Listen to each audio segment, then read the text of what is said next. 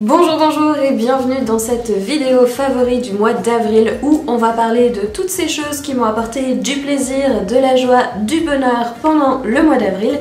Et pour une fois, cette intro ne va pas durer 153 ans puisqu'on commence tout de suite avec mon premier favori qui est le jeu Cozy Grove auquel je joue sur PlayStation et qui est un jeu absolument parfait. Alors dans ce jeu, on incarne un membre des Scouts à l'écoute et nous avons échoué sur une île qui s'appelle Cozy Grove et qui est hantée. Elle est hantée par des fantômes d'ours qui ont péri sur cette île de manière assez mystérieuse et qui semblent avoir oublié une énorme partie de leurs souvenirs. Notre rôle à nous, ça va être de venir en aide à ces fantômes en accomplissant pour eux des tâches quotidiennes pour les aider à récupérer leurs souvenirs et éventuellement à passer à autre chose. La première chose qui m'a plu dans ce jeu, c'est tout simplement qu'il y a une limite de jeu quotidienne qui fait qu'une fois qu'on a accompli toutes les tâches qui sont fixées pour la journée, et ben en fait on n'a pas grand chose d'autre à faire dans le jeu, ce qui veut dire qu'on doit s'arrêter. Et pour moi qui suis une grande obsessionnelle, quand je trouve quelque chose que j'aime, j'ai un petit peu tendance à m'y plonger corps et âme et à ne plus du tout vouloir m'arrêter. C'est pas mal du tout parce que ça veut dire que je joue un petit peu tous les jours et qu'il y a un moment donné où je n'ai plus rien à faire, donc je suis forcée de m'arrêter. La deuxième chose que j'ai adorée, ce sont bien évidemment les graphismes. Vous me connaissez, je vous ai déjà parlé de plusieurs jeux sur cette chaîne et à chaque fois ce que j'aime c'est quand il y a des couleurs pastel, quand les dessins sont jolis, quand les décors sont bien réalisés et là clairement ça tombe en plein dedans, c'est vraiment ultra mignon. En plus on peut choisir des vêtements pour habiller notre petit personnage, coupe de cheveux, couleur des yeux, etc. On a aussi une maison qu'on peut décorer, ce que je trouve pas mal du tout. On peut adopter des animaux, on peut aller pêcher, on peut récolter de la nourriture, on peut attraper des insectes et tout ça dans un environnement hyper mignon, donc forcément ça ne gâche rien du tout au plaisir du jeu. Et la dernière chose, c'est la musique qui est douce, qui est apaisante, ce qui fait que quand on joue à Cozy Grove, je trouve qu'on est vraiment dans une espèce de petite bulle de bien-être comme ça. On pense à rien d'autre qu'à aller accomplir nos petites tâches quotidiennes pour nos ours. Et ça fait du bien, ça fait un moment de pause dans la journée, c'est vraiment super. Une autre chose que j'ai appréciée avec ce jeu, c'est aussi que le monde grandit petit à petit. Donc au début, on découvre ce qui se passe un petit peu sur l'île, donc on apprend à pêcher, on apprend à faire plein de petites choses comme ça. Et plus le temps passe, plus on découvre de nouveaux personnages avec de nouvelles quêtes à accomplir, ce que je trouve pas mal du tout. Donc en gros, plus on se familiarise avec le jeu, plus il y a de nouveautés qui rentrent dedans, ce qui fait qu'il y a toujours des nouvelles choses à faire. Et ça, je trouve ça cool parce que ça donne envie de revenir à chaque fois. Et il y a des événements saisonniers, donc en ce moment on est au printemps, donc il y a l'événement du printemps où on a d'adorables petits canards qui nous suivent absolument partout où on va, où on peut acheter des teintures particulières pour teindre nos meubles et on peut acheter des vêtements de printemps et on a de nouvelles fleurs sur l'île qu'on peut aussi se procurer pour décorer et je trouve ça vraiment sympa d'avoir aussi des petits événements ponctuels comme ça, ce qui fait que c'est avec plaisir que je m'y replonge un petit peu tous les jours. Et là en plus comme c'était les vacances, et bah, c'était la première chose que je faisais quand je me levais le matin, enfin pas tout à fait la première chose mais en gros le matin je me préparais et je me mettais devant Cozy Grove et c'était vraiment une super manière de démarrer la journée. La deuxième chose dont je voulais vous parler dans cette vidéo favori, c'est du crochet. Alors ce ne sera pas une surprise pour la plupart d'entre vous si vous avez regardé mes derniers vlogs, mais je suis tombée en amour avec cette activité que je n'avais jamais pratiquée avant. J'ai découvert ça pendant le mois d'avril et j'ai adoré. Donc j'ai réalisé une petite tortue que je vous avais déjà montrée et je suis en train de faire pas mal de petites choses différentes aussi en ce moment. En gros, on ne m'arrête plus, j'ai trouvé ça super, donc je continue et je passe une grosse partie de mon temps à faire ça. Donc je suis en train en ce moment de réaliser une petite panière, un petit sachet, un petit objet décoratif. Alors ça peut être un petit pot en crochet ou un petit cache-pot ou un petit récipient pour mettre des objets, je sais pas encore, mais en gros voilà, je suis en train de faire ça. Et j'ai aussi commencé à faire une nouvelle tortue, donc j'ai acheté un nouveau fil de couleur, j'ai réalisé déjà la carapace, j'ai réalisé les petites nageoires qu'il va falloir que je plie en deux. Malheureusement j'ai été stoppée dans mon élan parce que je n'ai plus de fil de la bonne couleur, donc j'ai commencé à faire la tête qui est juste ici, mais je ne peux pas la terminer parce que vous voyez, hop, je n'ai plus de fil. mais c'est vraiment quelque chose qui m'a beaucoup plu. C'est quelque chose qui m'avait toujours intrigué aussi, le crochet. Je voyais dans le bus pas mal de dames qui crochetaient et qui faisaient ça extrêmement rapidement et qui sortaient des énormes napperons en dentelle absolument magnifiques, et je comprenais absolument pas comment elles faisaient, j'arrivais pas à voir le mouvement qu'elles faisaient et comment ça pouvait produire quelque chose dans ce style-là.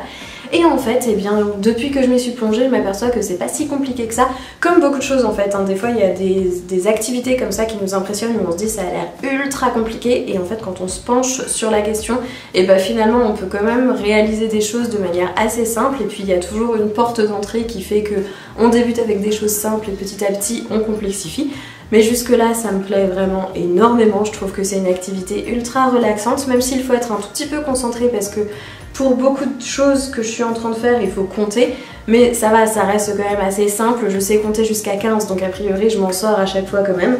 Mais bref, c'est vraiment une activité que j'ai adorée, j'ai commencé plein de choses, est-ce que je vais les terminer? Ça c'est une autre question, mais le crochet ça a été une activité, un loisir créatif qui m'a vraiment énormément plu au mois d'avril, une très belle découverte et ça m'a procuré énormément de plaisir de m'y mettre. Toujours dans la catégorie loisirs créatifs, j'ai envie de vous parler de deux créatrices de contenu, un compte Instagram et une chaîne YouTube.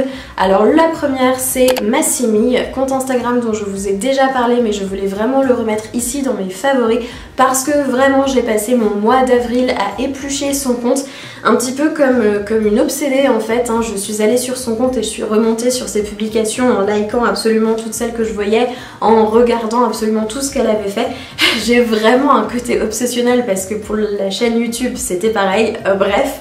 Toujours est-il que j'ai adoré le compte de Massimi, c'est une créatrice qui fait des patrons de tricot. Ces patrons sont magnifiques, j'en ai acheté deux jusque là, un pull et un débardeur. J'ai commencé le pull, pour le moment ça donne pas grand chose, hein. Je suis au col donc voilà, ça n'avance pas beaucoup, mais j'aime énormément ce qu'elle fait, je trouve que c'est hyper poétique comme univers, elle a des couleurs qui correspondent tout à fait à ce que j'aime en fait, donc forcément ça m'appelle, et j'aime énormément les patrons qu'elle propose parce que je trouve qu'il y a toujours un espèce de twist moderne sur ce qu'elle fait, et on a un petit peu cet a priori sur le tricot, que c'est quelque chose qui reste un petit peu vieux, ou ce qu'on peut voir c'est pas toujours hyper joli, c'est pas toujours hyper tendance, hyper d'actualité, et là je trouve que c'est pas du tout le cas, c'est vraiment dans l'air du temps, ça donne envie de s'y mettre, ça donne envie de faire plein de choses, ça donne envie en fait d'avoir une garde-robe tricot complètement, et elle fait vraiment des posts qui sont hyper jolis, qui sont hyper bien faits. Donc si jamais vous n'avez pas été voir, eh bien je vous remettrai tous les liens bien évidemment dans la barre d'infos, allez y jeter un œil parce que franchement en termes de tricot j'adore ce qu'elle propose. En ce qui concerne la chaîne YouTube dont je voulais vous parler, il s'agit aussi d'une créatrice de contenu mais cette fois-ci qui présente ce qu'elle réalise en matière de tricot, et il s'agit de la chaîne Woolen Sun qui est tenue par Camille, encore une Camille puisque le compte de Massimi c'est aussi Camille qui le tient, pas la même. Mais Woolen Sun, je l'ai découverte quand j'étais en train de tricoter pour la première fois une petite paire de chaussettes, et j'avais énormément de rangs de jersey à faire, ce qui fait que je pouvais être concentrée moyennement sur ce que je faisais, en gros avoir plus ou moins les mains occupées mais regarder des vidéos, et j'avais envie de regarder des vidéos de créatrices qui faisaient aussi des choses avec de la laine, et je suis tombée donc sur la chaîne de Woolen Sun de Camille et j'adore ces vidéos, et encore une fois mon côté obsessionnel revient puisque j'ai regardé au mois d'avril toutes les vidéos de sa chaîne. Alors elle en a pas 50 donc ça va, hein, c'est pas non plus horrible, mais je m'y suis vraiment mise, j'ai trouvé sa dernière vidéo qui était sortie, j'ai adoré, donc je suis remontée au tout début. Elle a commencé sa chaîne il y a un petit peu plus d'un an je crois, il doit y avoir 10 ou 12 vidéos, et j'ai regardé tout ce qu'elle avait fait, et donc elle présente tout ce qu'elle a tricoté. Donc elle tricote des pulls, elle tricote des chaussettes, elle a tricoté je crois aussi une écharpe ou quelque chose comme ça, peut-être des moufles, je sais plus exactement, mais j'aime beaucoup la manière dont elle présente les choses, et elle fait des inserts où elle porte ses créations, donc je trouve que c'est agréable aussi de voir les choses portées. Elle en fait pas 153 caisses, elle explique aussi à chaque fois les erreurs qu'elle a pu commettre, ses questionnements, donc comme elle débutait au tricot l'année dernière et que c'est un petit peu mon cas aussi, je me retrouve pas mal dans ce qu'elle présente. J'aime énormément aussi les tricots qu'elle peut réaliser parce que encore une fois elle trouve des modèles qui sont plutôt d'actualité, qui sont assez dans les choses que j'aime, donc ça donne pas mal d'idées aussi sur des choses que je pourrais avoir envie de faire plus tard.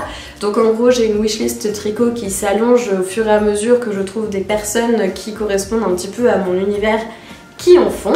Mais bref, encore une fois, j'ai adoré ce qu'elle a fait. Comme je vous l'ai dit, j'ai regardé toutes ses vidéos. Je vous mettrai dans la barre d'infos le nom de sa chaîne avec le lien pour que vous puissiez aller voir. Mais si jamais vous cherchez de l'inspiration et qu'on a à peu près les mêmes goûts, franchement, allez-y, vous allez probablement trouver des choses qui vous inspirent. On passe maintenant à un favori beauté et j'ai envie de vous parler d'une bébé crème qui est la bébé crème au ginseng de la marque Herborian Korean Skin Therapy, que j'ai découverte à la fin du mois de mars et que j'ai surtout testé au mois d'avril. En fait, je vous l'ai dit dans le favori précédent, je crois, que j'avais envie de retrouver un petit peu une routine peau qui me convenait plus.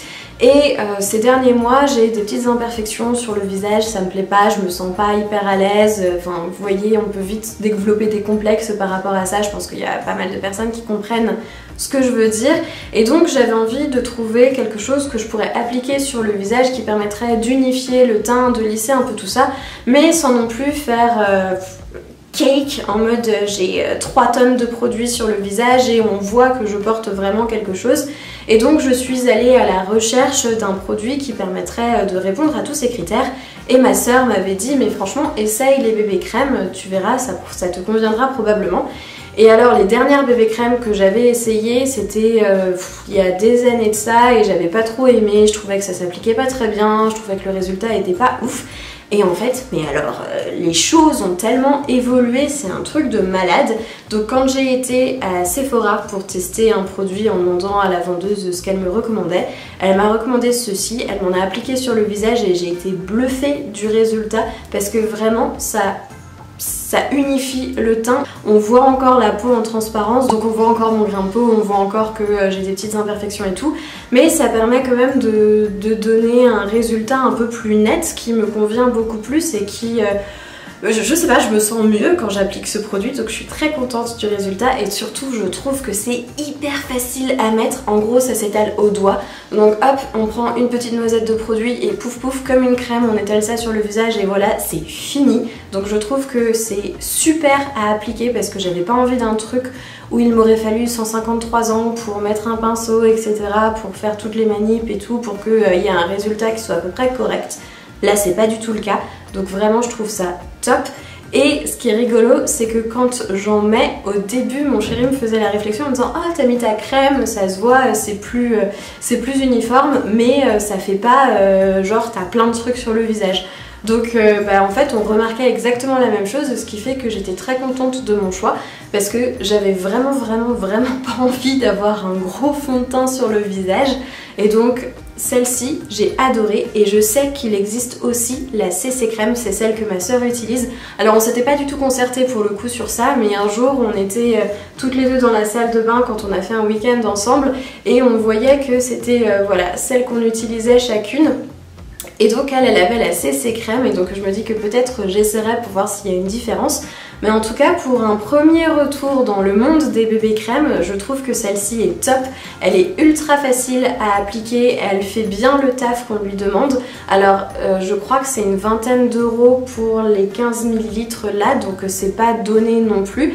Mais ça fait un mois que je l'utilise presque tous les jours et honnêtement j'ai l'impression que le flacon est encore plein parce qu'il faut vraiment une quantité infime pour couvrir toute la peau, donc je trouve que c'est vraiment pas mal. Voilà, donc j'avais envie de vous parler parce que c'est un produit que j'ai adoré utiliser ce mois-ci et que j'ai été très contente de découvrir. J'avais envie de terminer cette vidéo avec 2 favoris plantes parce que oui, bien évidemment, je vis parmi les plantes, donc tous les mois j'ai un petit peu mes petites chouchoutes en gros qui ressortent. Et ce mois-ci c'est une expérience qui m'a procuré énormément de plaisir. Alors vous voyez l'expérience en question dans ma main, c'est-à-dire que vous voyez un espèce de sachet en plastique avec probablement des petits pots à l'intérieur, donc je vais sortir ça pour vous montrer d'un peu plus près. Voilà l'expérience en question. Il s'agit de petites Alocasia Pink Dragon qui sont nées à partir de bulbilles de mon Alocasia Pink Dragon. Alors je vous avais pas du tout montré ça, j'avais fait ça un peu vite fait en rempotant mon Alocasia en hydroculture. Je vous avais parlé de ça mais je vous avais pas montré ce que j'avais fait des bulbilles dans le pot de mon Alocasia Pink Dragon qui était en train de mourir. J'ai trouvé énormément de bulbilles et je me suis dit je vais essayer en suivant les conseils de Plant and Stories, je crois, de Laura sur Instagram, qui fait ça très régulièrement avec les siennes, de faire germer ces bulbilles. Alors j'avais déjà essayé plusieurs fois de le faire et ça avait jamais fonctionné et là je me suis dit non, tu fais les choses bien. Donc j'ai pris des petits pots comme ça en plastique qui me restaient de plantes que j'avais achetées auparavant et que j'avais rempotées, que je garde pour de telles occasions. J'ai mis à l'intérieur de la sphaigne, j'ai mis mes petits bulbilles dedans. En dessous, j'ai pris une coupelle que j'ai remplie de perlite pour que l'eau que je mets dans la sphaigne puisse s'écouler dans la perlite, mais que ça garde bien l'humidité quand même. Et j'ai mis le tout dans un sac plastique, un vieux sac à pain que j'avais à la maison, dans lequel j'ai percé des petits trous pour que ça reste dans un environnement très humide, et j'ai posé le tout sous mon meuble à vinyle où j'ai une espèce de petite grille, mon coin à expérience grosso modo, et j'ai mis ça ici, c'est juste derrière la porte-fenêtre, donc ça a une tonne de lumière le matin et ça reste très lumineux pendant toute la journée. Et au mois d'avril, elles ont germé, donc ça y est, ça commence, j'ai des feuilles qui commencent à apparaître, j'ai mes petits bulbilles qui commencent à pousser et je suis mais tellement contente de voir que ça a fonctionné. Donc tous les jours je vais voir, je me mets à quatre pattes sous mon meuble à vinyle, je m'approche comme ça tout doucement et je regarde à travers le sac et j'essaye d'observer pour voir si ça a poussé. Et vraiment je suis mais tellement contente de voir que ça fonctionne. C'est un truc de fou de voir à quel point à partir de rien du tout on peut faire pousser une plante. C'est vraiment incroyable, ça m'émerveille à chaque fois et surtout je suis aussi ravie de me dire que même si la plante principale, la plante mère que j'ai mise en hydroculture ne repart pas, et ben elle ne sera pas morte quand même puisque ces bébés sont vivants eux et sont en train de pousser. Donc ils sont ça y est en train de faire des feuilles pour les plus avancés, pour les autres c'est des petites tiges qui sortent. Mais vraiment je suis super contente, c'est un truc qui m'a procuré énormément de plaisir au mois d'avril, c'est de voir que cette expérience avait fonctionné. Donc j'avais envie de vous en parler par ici. Et enfin, la dernière plante dont je voulais vous parler est une plante d'extérieur qui au mois d'avril a explosé et il s'agit de mon érable du Japon qui était tout en bourgeon au mois de mars et qui a complètement, j'allais dire fleuri, mais non, feuilli. Au mois d'avril, en gros toutes les feuilles, ça y est, sont sorties, il est de nouveau tout en feuilles, donc tout rouge, extrêmement fourni, très très beau et ça m'a procuré énormément de plaisir. Ça m'arrive encore régulièrement le matin de dire à mon chéri, t'as vu, hein, il est beau notre érable du Japon, oh là là, qu'est-ce qu'il est beau. Et ça me fait tellement du bien de le voir par la fenêtre comme ça, de voir qu'il a survécu encore à un autre hiver, qu'il a fait des feuilles, qu'il est en pleine forme. C'est vraiment un sentiment hyper gratifiant, surtout que je l'avais rempoté il y a de ça 1 an et demi grosso modo et j'avais fait ça un petit peu en mode ouais vas-y je fais ça comme ça fonctionnera sûrement, ça ira. Donc en gros je l'ai mis dans un pot en plastique qui n'est pas troué, j'ai mis une bonne couche de billes d'argile dans le fond et j'ai mis un reste de terreau pour fruits et légumes, je crois, que j'avais du temps où j'avais encore des pieds de tomates à la maison. Et donc j'avais fait ça en me disant moi ça fonctionnera bien, je l'arroserai parcimonieusement, etc. Et j'avais filmé le processus en disant je vais essayer, je pense que ça devrait aller. Et j'avais eu pas mal de commentaires très très gentils qui m'avaient donné des conseils pour rempoter mon érable de manière un petit peu plus professionnelle, avec des mélanges un peu plus savants de terreau, en me disant mais non mais il faut vraiment que tu perces, ça risque de pas fonctionner si jamais tu perces pas ton pot, etc. Et donc ça m'avait un peu fait flipper, j'avoue, parce que je m'étais dit oh j'ai mal fait, je vais le faire mourir et tout ça.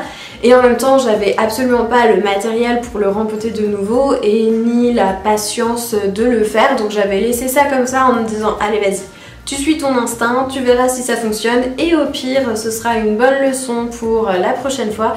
Et en fait ça a vraiment marché, ça fait 2 printemps maintenant qu'il fait de nouveau des feuilles, qu'il a l'air de bien se plaire. Donc je suis contente et à chaque fois c'est vraiment à la fois un soulagement et un plaisir immense de le voir de nouveau reprendre ses belles couleurs de printemps. Et vraiment c'est une plante que j'aime énormément, que j'avais achetée quand j'habitais encore à côté de Nantes, qui a déménagé avec nous et qui est arrivée ici et qui continue de se plaire malgré le fait que je m'en occupe pas hyper bien. Mais bref, je suis ravie de voir que finalement elle survit à tous ces traitements et qu'elle reste très belle, surtout qu'elle a régulièrement des pucerons, elle a régulièrement des petites bêtes qui viennent lui courir dessus. Et malgré tout ça, eh bien, elle continue de pousser. Encore une fois, une belle leçon sur le fait que la nature est ultra résiliente et que des fois, en fait, en faisant moins, et ben finalement, ça fonctionne quand même. Enfin bref, tout ça pour dire que c'est une plante que j'ai adorée au mois d'avril et dont j'avais envie de vous parler par ici. J'ai fait le tour de tous mes favoris du mois d'avril, j'espère que cette vidéo vous aura plu, que peut-être vous aurez découvert des nouvelles choses ou juste passé un agréable moment en ma compagnie. En tout cas, moi de mon côté, comme toujours, j'ai adoré passer du temps avec vous et je vous dis à la prochaine.